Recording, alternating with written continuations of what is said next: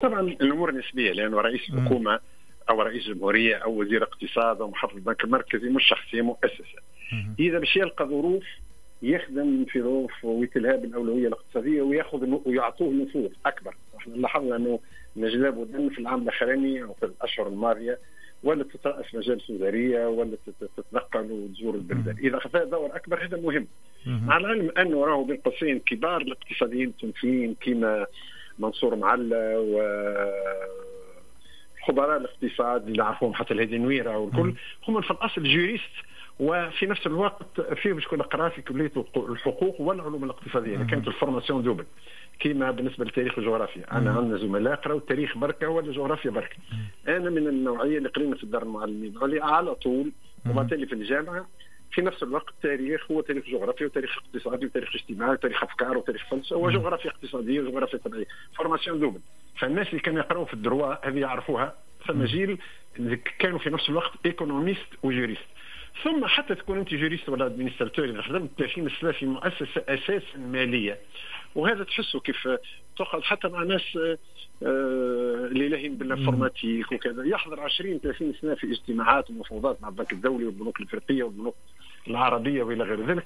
هذا والصندوق النقد دونك هو في الدومين.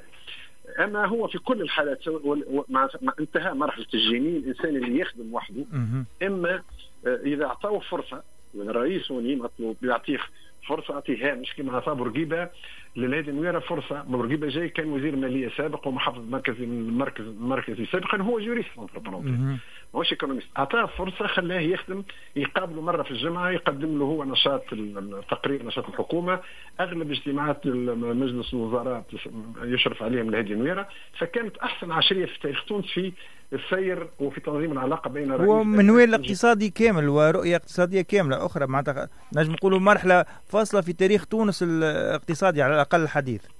وحتى يعطيه فرصه باش يخدم وتعطيه هامش، انت خليه يخدم وبعد لي يحاسبه. كان نجح لانه تو ممكن الناس انصار سيده نجلاء بودن يقول لك 20 في العامين هذوما هي خدمه باك المرسوم نتاع سبتمبر وخدمه بالدستور الجديد اللي يجعل منها هي مجرد منسقه، بينما رئيس مجلس الوزراء ورئيس الحكومه الفعلي او السلطات الكبرى هي عند رئيس الجمهوريه، والحكومه هي فقط تطبق سياسات الرئيس والتعليمات. فاذا كان ايكونوميست يخلوه يعمل ايكيب ساعه ايكيب ويجيب دي ايكونوميست، هذا مهم لانه نحن اذا استثنينا حكيم محمد حمود اللي شد وزير ماليه وكان اقتصادي في نفس الوقت ايكونوميست بالحق، الاخرين كانوا عندهم ثقافه اقتصاديه ولكن ما كانوش ايكونوميست، سواء حماد الجبالي، علي العريض، مهدي جمعه، يوسف الشاهد، حبيب السيد، كلهم كانوا مهندسين.